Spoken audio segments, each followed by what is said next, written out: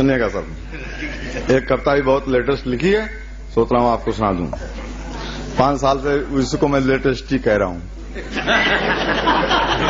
5 साल पहले लिखी थी मगर अभी भी लेटेस्ट है, क्योंकि कल भी हम पकड़े गए थे चौराहे पे, तो इसीलिए वो चलिए सुनाता था। जोरदार ताली बजा दीजिए, कविता आ रही है आपके सामने। अच्छा, हमारी एक भाभी जी यहाँ बैठी हैं, बहुत देर से सास बहू चक्कर में फंसी थी, तो हमने कहा कि ये वाली कविता जो सुनाता हूं, 1 मिनट की कविता, उसके बाद आपकी फरमाइश। मुकुल भैया, कि सास जब बहू थी बिल्कुल गऊ थी। सास जब बहू थी बिल्कुल गऊ थी, पर उदास थी क्योंकि उसकी भी एक सास थी। सास जब बहू थी बिल्कुल गऊ थी, पर उदास थी क्योंकि उसकी भी एक सास थी। आज उसकी बहू है बिल्कुल गऊ है, पर उदास है क्योंकि पहले वाली बहू अब सास है। इस सभ्य समाज में सास बनते ही हर बहू पर पावर सवार हो जाती है, इसलिए ससुरे के हंगल और सास ललता पुआर हो जाती है। अब वो कविता जो आपकी फरमाइश है वो सुना देता हूं कि आजकल हर चौराहे चौराहे पर वाहन चेकिंग का बोलबाला है। उन गाड़ियों पर ज्यादा ध्यान दिया जाता है जिनका रंग लाल या काला है। हमारे पुलिस वाले भाई साहब हैं, थोड़ा अंदर आ जाइए, मजा आ जाएगा आप लोगों को भी। अकेला हिंदुस्तान का कवि हूं जो पुलिस वालों के फेवर में बोलता हूं, क्योंकि अपराधी और पुलिस दोनों एक दूसरे के पूरक होते हैं, जो नहीं समझते मूर्ख होते हैं। ऐसे ताली बजती है, ऐसे बजती है। अपराधी और पुलिस दोनों एक दूसरे के पूरक होते हैं, जो नहीं समझते मूर्ख होते हैं। इन दोनों के मध्य में जब कोई करार हो जाता है, तब अपराधी पुलिस थाना चौकी कचहरी कहीं से भी फरार हो जाता है। और आजकल अपराधी और पुलिस मुठभेड़ अब आम है। अपराधी और पुलिस मुठभेड़ अब आम है, यूं समझिए आम के आम गुठलियों के भी दाम है।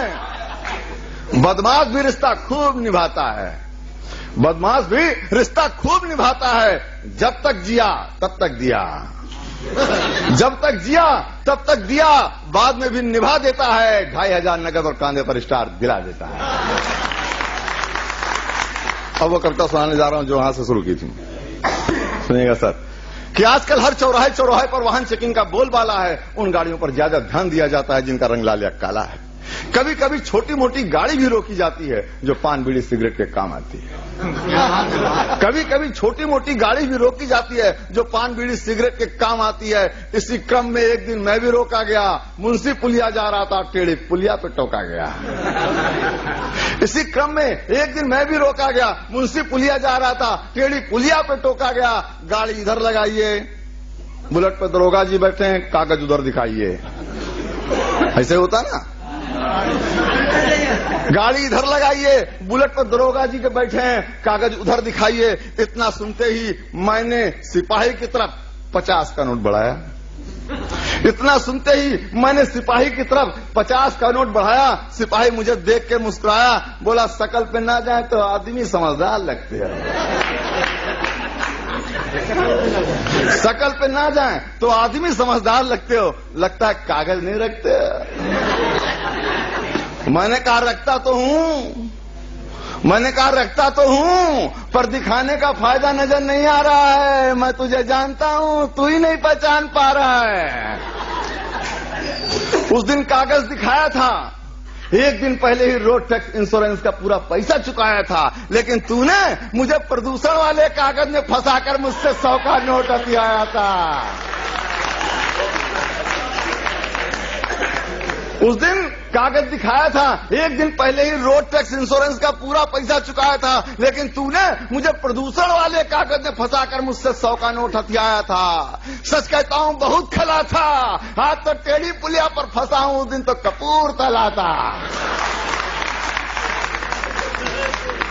आज तो टेढ़ी पुलिया पर फंसा हूं, उस दिन तो कपूरथला था।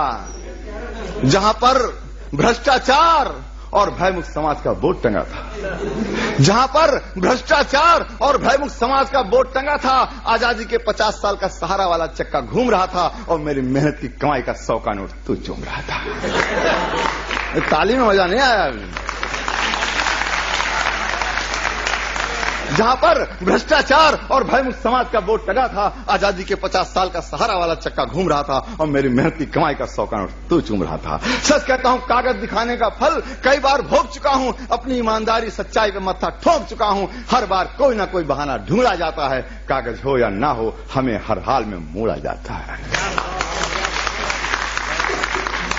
इसलिए अब आपके मतलब की बात आ रही है, इसलिए अब दोहरी मार नहीं सहता, रोड टेस्ट तक नहीं जमा करता।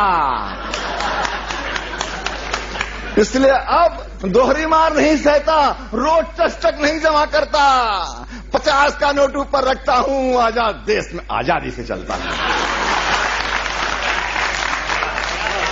इसलिए अब दोहरी मार नहीं सहता, रोड टेस्ट तक नहीं जमा करता। 50 का नोट ऊपर रखता हूं, आजाद देश में आजादी से चलता हूं। इतना सुनते ही सिपाही गंभीर हो गया। मित्रों, एक कविता का एक सिक्का था, देखिए दूसरा सिक्का आ रहा है। अब आप लोगों से तालियां चाहूंगा भाई, अपने पुलिस वाले भाइयों से। इतना सुनते ही सिपाही गंभीर हो गया, बोला तुम ठीक कहते हो, पर क्या हमारी मजबूरी भी समझते हो? तुम ठीक कहते हो, पर क्या हमारी मजबूरी भी समझते हो? अरे भर्ती होते ही हमारी ईमानदारी सदाचारी जमा करा ली जाती है। भर्ती होते ही हमारी ईमानदारी सदाचारी जमा करा ली जाती है। करुणा दया इंसानियत छीनकर हैवानियत भर दी जाती है, आत्मा मार दी जाती है। तुम क्या समझते हो, फर्जी मुठभेड़ ऐसे ही हो जाती है? तुम क्या समझते हो, फर्जी मुठभेड़ ऐसे ही हो जाती है? अरे आत्मा से लड़ना पड़ता है, बदमाश तो बाद में मरता है, पहले खुद मरना पड़ता है।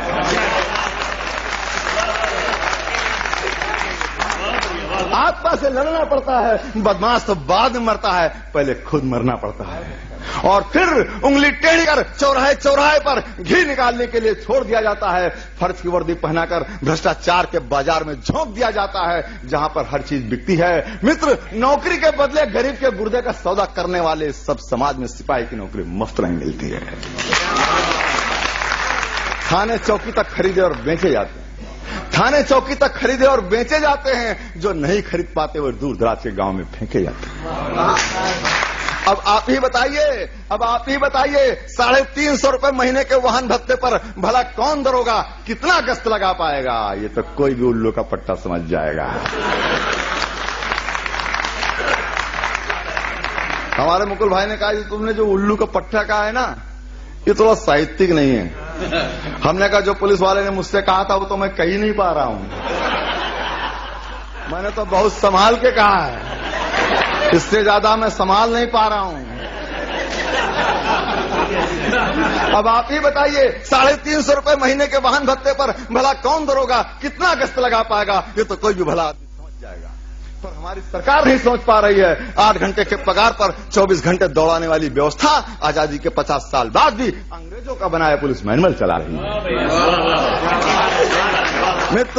मित्र, जिस दिन व्यवस्था बदल जाएगी, हमारी हालत सुधर जाएगी, तब हम भी बदल जाएंगे। तब मैं पैसा कमाने का बहाना नहीं, कागज देखूंगा। आज 50 का नोट अंदर कर रहा हूं, वो दिन झंझटी जी तुम्हें अंदर कर दूंगा। जय हिंद, जय भारत।